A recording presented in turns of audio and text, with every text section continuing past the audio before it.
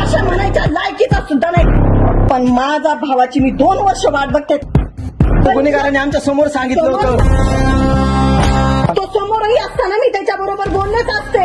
कारण का काय त्रास होतो या आई बापांना विचारा तुम्ही.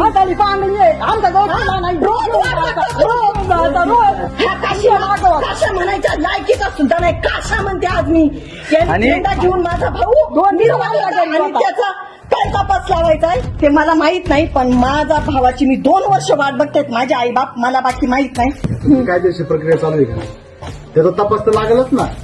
तपास लागला होता. गुन्हेगारांनी आमच्या समोर सांगितलं होतं. तुम्ही सांगा विखे साहेबांसंग आलते त्यावेळी काय सांगितलं होतं समोर पोलीस साहेबांनी? बोलू दे ना मला. तुमचं बोलणं झालं का? आता याच्यामध्ये आम्ही शोध लावू शकतो. कुणी याच्यामध्ये शोध नाही लागला. तुम्ही त्याचा प्रचार का करता? तुमच्या संग आमचा भाऊ नव्हता का? तुम्ही त्याचा प्रचार का करता? माझ्या घरात होता माझ्या आई बापांपाशी. ऐकून घ्या 2 मिनिटं.